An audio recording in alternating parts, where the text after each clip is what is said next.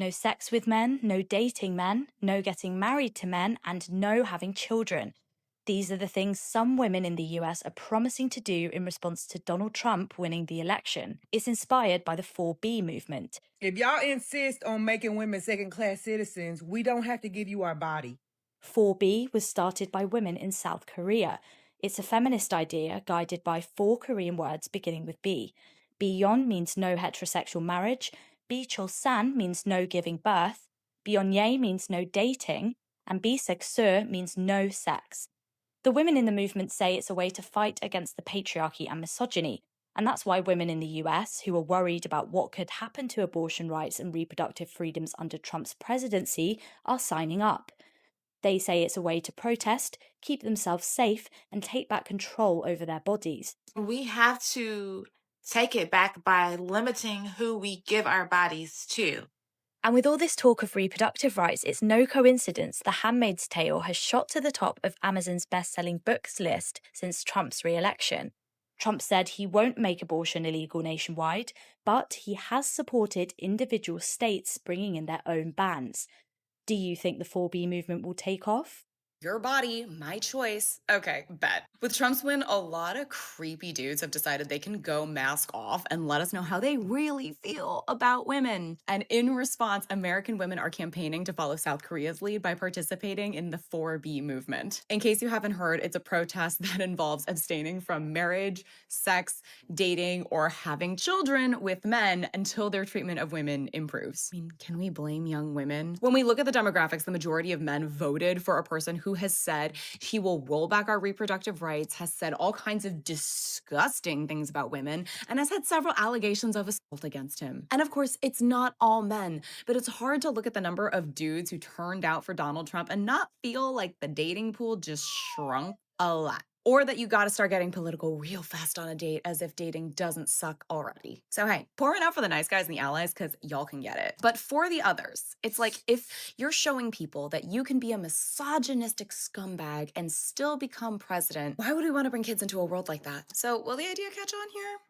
I don't know. But just remember, despite what white nationalists may tweet out, it's our bodies, our choice. If someone were to say 4Bs are just the female incels, is that right or wrong? It's a little bit different for a few reasons. The incel side of things, within the name itself, there's like some involuntary aspect of it. So they feel scorned by women because they can't get into these relationships and they say that they do want these relationships.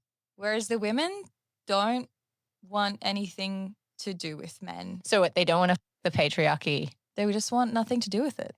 Do the 4B movement consider themselves radical? I spoke to 2 feminist experts and both of them were happy to use the word radical. But when I asked the group on this Zoom call, they said their response to be passive is not as radical as the kind of gendered violence and sexual violence that women face day to day. And so they completely rejected the term. So basically, all the women that the conservative men didn't want to date to begin with are now saying they're not going to date the liberal men who would have dated them? Brainwashed, bitchy, bitter, and now bald? I think I finally understand the 4B movement. This so-called 4B movement going on in the States at the moment is actually beyond disrespectful to women. I'll say this, you are allowed to not be happy with the results of the American election. If you want to go online and say fuck Trump and all of that, fine. Whether people agree with you, disagree with you, doesn't really matter, but that's an opinion you're entitled to have. But going online, shaving your heads so that way men will have nothing to do with you. Their words, by the way. On one video I saw of a woman doing it, so that way men will just have nothing to do with her and she will repel men, is so beyond disrespectful and rude to women who have alopecia and are going through chemo treatment at the moment. I can't even begin to put into words. American feminists need to grow up and stop the BS. There are actual women who have no rights in certain countries, and these so-called feminists should be fighting for those women in countries where they have no rights and stop complaining about the BS they claim to be suffering from in the most free and just country in the world. Not just that, do any of these women who are doing this realize actually how privileged they are in life? Claiming you have no rights or you're losing your rights while you set up your phone, most likely your iPhone, which will be costing at least $1,000, in a tripod, making sure you get the perfect lighting, to then get a shaver or some scissors or whatever, film yourself shaving or chopping off all your hair, and then posting it on social media to prove a point.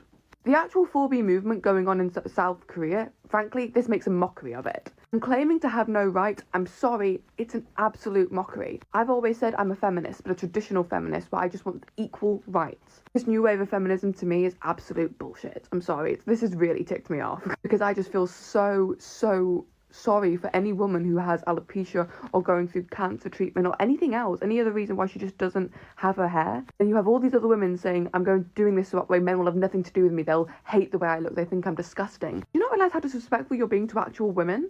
And saying you don't have any rights? There are actual countries in this world where women really have no rights. The legal age of consent in Iraq is being lowered to 9. In Afghanistan, women aren't even allowed to speak in public, have no access to education, aren't allowed to show their faces, their hair, or anything. Not a choice, they're not allowed. They can't drive. Literally have no rights at all. All because you disagree with what the majority of Americans had voted for. And this is what you do, claiming you have no rights. As I said, you are entitled to not like the election results. No one's going to say you're not. But the amount of privilege coming from the videos on TikTok with these women doing it is just frankly disgusting. And so they're saying you have no rights? Really? I'd ask any woman who's taken part in this 4B movement to actually go over to Afghanistan, to go over to experience what the women in South Korea are living through, to go to Iraq where the legal age of consent is going to be lowered to 9. Then please tell us what rights those women have, because clearly they're so privileged, according to you. I hate Trump as well, by the way. I hate Kamala. I think they both suck. But one thing I'd never ever do is try and make myself seem repulsive and horrific and so-called ugly by shaving my head and essentially making a mockery of thousands, if not millions of women who have sadly lost their hair for numerous reasons. Truly disgusting. Facts. Even old-time feminists are coming out and denouncing the 4B movement.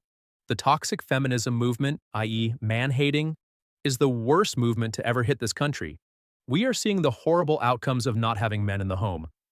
The current trend of demonizing the patriarchy in America is utterly divisive and destructive. America, the land where women can do whatever the hell they want. They can own guns, sexy guns, and shoot them all day long. Women know that they are free, unless, of course, they're unhinged woke lunatics. And I'm so worried for so many people in your cheap ass fucking gas because you're fucking broke as shit. Bitch, recount the vote. And I don't know what to do. I know you're gonna ask me what to do. And now this is all gonna be taken away because of him. I swear to God, if you idiots elect that demented man. We live in a country that hates women. We can't pretend anymore. 4B movement started. You know what we're gonna do? We're not gonna dye our hair anymore. We're not gonna do makeup. We're gonna go get the skin stuff. We're not gonna dress up and look nice. I've gotten a taste of what it is to be a stay-at-home wifey. I woke up early, I made my man some protein pancakes. So just to be clear, we will not be sleeping with men for the next 4 years. For real, men. All of you. Then we went to the gym, because you gotta stay hot for your man. You can't be an uggo. And making women think that we need to look a certain way or be a certain way or you. Be a menace to men on dating apps. Stop dating men. Stop having sex with men. Stop talking to men. Divorce your husband. You are a cult. A fucking cult. There is no dating men. There is no marrying men. There is no living with men, and there's no having sex with men. What about the 52% of white women who don't fucking care what you say? I get to stay at home and take care of the house, do laundry, cook, clean, raise a couple babies, go shopping, and use my man's money. What are you going to do about that? Liberal women joining the 4B movement and opting out of dating men or sleeping with men shows that these women only view their power through their ability to manipulate men using bedroom fun.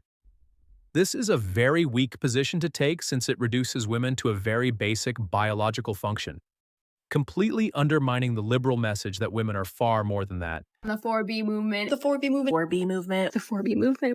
It's easy to go 4B when nobody wanted to date you in the first place.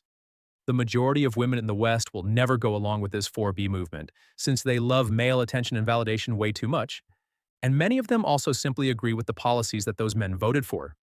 Have you guys heard about the ultra-feminist 4B movement as a response to Donald Trump's election? Number 1, no dating men. Number 2, no sexual relationships with men. Number 3, no marriage to men. And number 4, no childbirth. Which you would think number 4 would be a bit redundant if you're not having any sexual relations with men, but nobody ever accuses women of being geniuses. They are also saying that as one component of this, women are being called to de-beautify themselves. And they have decided that the best way to do that, to really make a statement to men, is to shave their heads. Take a look at this. And in case you're listening to this on audio, we're just showing here a compilation of women that are just a montage of women that are shaving their heads. So what are we to make of the 4B movement? Are we supposed to ridicule these women, or do we choose compassion? I am choosing not to be compassionate. Okay, I'm going to tell you why. It is because compassion is the reason that we are in this circumstance. So the trending thing is for you. Do you start at the root? Where do you start? Because aren't we supposed to be doing what's trending? So here we go. Get the hell out of here with that dumb shit. So it's not an issue of men versus women, but an issue of policies versus policies. And so men and women will simply be on the same side on that, against the 4B movement.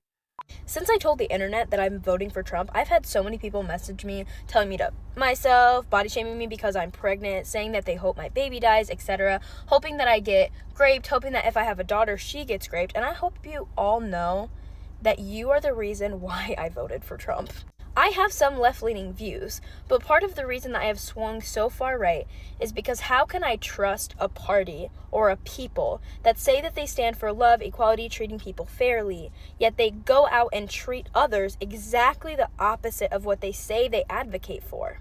If you think that you can make progress or earn votes or encourage people to vote blue, but you're on this app telling people to themselves because they have a differing opinion than you do, it will never work. The average working class American who is voting in an election does not care about your social media virtue signaling justice warrior posts. You can post as many infographics as you want on social media, but at the end of the day, if you're a horrible person, nobody is going to agree with what you have to say. And I think that the distress that has been caused after this election also just goes to show how much propaganda that the left has fed their supporters. You guys are believing literal lies. The world is not ending. Things are actually going to get better. And that's why so many Americans voted for Trump. Because we're so tired of you guys lying and being hateful and trying to say that you stand for something, but completely acting the opposite way. We're tired of you, and that's why we voted for Trump. Women love patriarchy when it favors them, such as protecting them, providing, opening doors, and paying all the bills. As soon you tell these internet women to be nice, respectful, and cooperative, or even ask them for a glass of water, all of a sudden you are toxic masculinity, patriarchy, misogynistic. Until women have to face the draft, they have more rights than men. No vote for women who don't sign up for selective service. That way, there's some skin in the game. Thanks for watching the Voices of Man channel. This is your space. Share your voice and be part of a global community.